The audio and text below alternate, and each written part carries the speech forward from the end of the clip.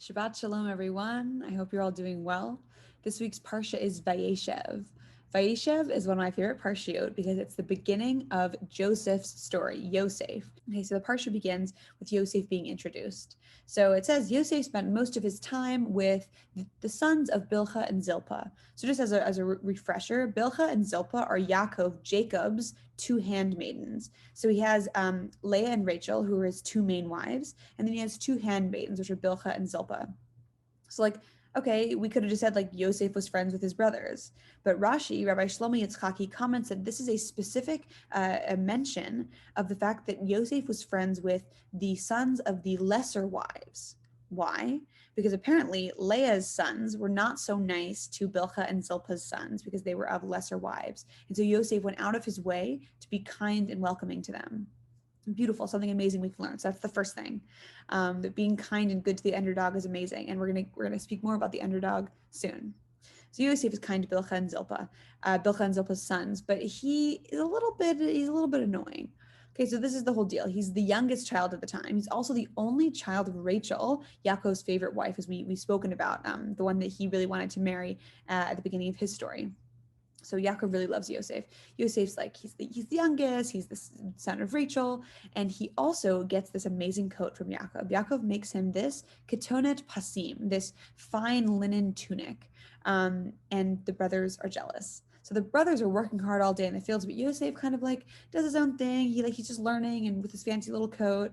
And on top of all of these things to be jealous of, Yosef also has these prophetic dreams. He's very famous as a dreamer. He has these dreams. The first one is that he is a sheaf in a field, like a sheaf of wheat, and that all of these sheaves around him are bowing down, and that he understands that these are his family members all bowing down to him. Interesting. And the second one is that he is a star, and that all of the star, he's the brightest of all the stars. It's very interesting sort of dreams. If I was him, I would keep them to myself, because if he understands that it's saying oh yeah, all of your siblings, all your family, they're going to bow down to you, I don't know that I would tell anyone that. Yosef, that was hey guys, this crazy dream that I just had, let me tell you. And they're all just first of all, rude. Second of all, keep it to yourself. You're so annoying. So they've had enough with him. One day, Yosef is sent out to go to see how his brothers are doing. And they see him coming from afar, and they're like, you know what? Let's do away with this brat. There's a pit over there. Let's throw him in the pit. At first, they want to kill him. But Reuven, the oldest brother, Reuben, says, no, we're going to throw him in a pit. And he plans that later he'll come back and get him. So they throw him in a pit, fine, whatever. But then later, they see a caravan of Ishmaelites, of Yishmaelim, tradesmen coming by. And they're like, you know what? We're not going to leave him in the pit. We're going to sell him to the Ishmaelites. And the Ishmaelites literally buy him and take him to Egypt. What the heck? What the heck? At the point of the Ishmaelites, Judah, Yehuda, another one of Joseph's brothers, says, why should we kill him? Might as well just give him to the Ishmaelites. And there's commentary that says that Yehuda, was so wrong for this, because if he could convince them to not leave him in a pit, or convince them not to kill him, but in fact to give them to the Ishmaelites, he probably could have convinced them to not do it at all. It's all very interesting. We have Reuven and Yehuda doing these two acts that don't really end up working out, and Yosef is sold to be a slave.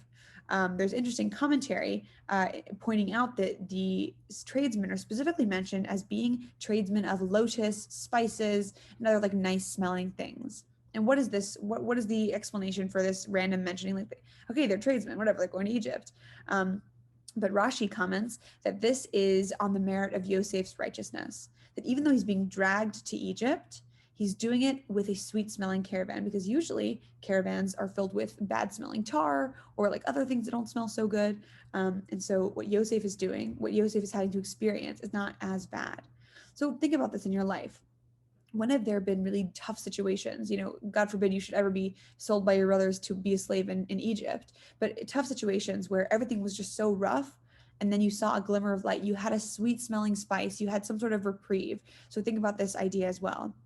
So Yosef is sold to be a slave in Egypt, and he's bought by this guy named Potiphar. He's the head of all of Pharaoh's meat packing. He's the meat guy.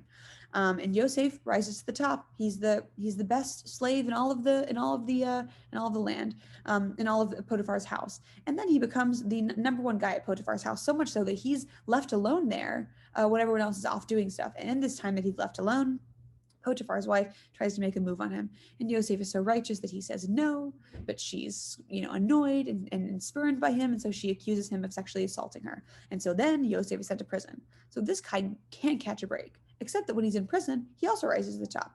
He makes friends with all the guards, he becomes the head prisoner, and then he makes friends with other prisoners and starts to interpret their dreams. Later, this dream interpreting is what gets him out of prison in general, but that's for next week's Parsha. Yosef is just, he's getting pushed down, but he's rising up each time. Each time he's just fighting and gaining and taking charge and not letting himself be the underdog, even though all of these things are happening to him. So in regard to this underdog story, it's reminiscent of something that's relevant to us right now. So yesterday, Hanukkah started, everyone's favorite holiday, Hanukkah.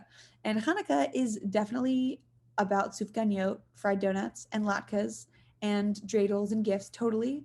But the main thing that it's about is Jewish resilience and resilience in general. Yosef is the exact example of resilience, of grit, of perseverance past the point where people normally give up. So in the Hanukkah story, I'll give a short little background. The Jews are living in Israel in the 2nd century BCE. And these Greeks come in and start telling them that they can't do the Jewish things they like to do. They can't do circumcision, they can't study Torah, and they take over the temple. They rededicate it to the Greek god Zeus. And there's a small group of Jews, the Maccabees, who are like, nope, this is not cool. And they revolt and win. Even though they were a tiny army, they were the underdogs. Even though there was no chance that they should have won, they did. Underdogs. So when the Jews go back to the temple to rededicate it to God away from Zeus, they want to light the menorah. And they see that they only have enough oil to light the menorah for one day. So what do? They use the one night of oil. But a miracle happens, and the light actually lasts 7 more days. So again, underdog, this small amount of oil lasts 7 days. Yosef, the underdog, rises to the top in everything. The Jews beat the Greeks in this war. All these ideas about underdogs, but then just an idea about Hanukkah.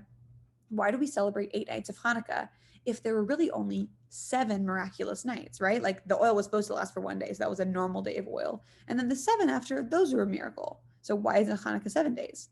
Well, Slovy Youngrice Wolf, the daughter of a very famous Rebbetzin Esther Youngrice, gives a beautiful idea on this. The fact that the Jews had just been through a really, really tough war, had been fighting against an army that was way more powerful than they were, and they still, after that, wanted to go back to the temple and light the menorah and rededicate the temple to God, that is a miracle. That first day of even just searching for the oil, I mean, like how exhausted and traumatized do you think they were at this point? It's crazy. The fact that they even lit the menorah that first day is also a miracle. So Hanukkah is 8 days. Just this idea about resilience and perseverance. That's something that is relevant in Yosef's story, in the Hanukkah story, and also in all of our lives today. So just to recap, the first idea was the idea of going for the underdog, of supporting the underdog, as Yosef did with his brothers, who were the sons of Bilhah and Zilpah, the lesser wives of Yaakov. And then we have this idea about a sweet smell in the darkness, of light in the darkness, just like Hanukkah. And then we have our idea about grit, about perseverance. Hanukkah is 8 nights. We don't light all the menorah at once. We light it day by day so that we're consistent. We come the first night, we light. We come the second night, it gets more and more bright. We're not just one like sprint of happiness. Hanukkah is a marathon, and so is life. It's just a really nice idea to think about. So Shabbat Shalom, Hanukkah Sameach, and I hope you have a great weekend.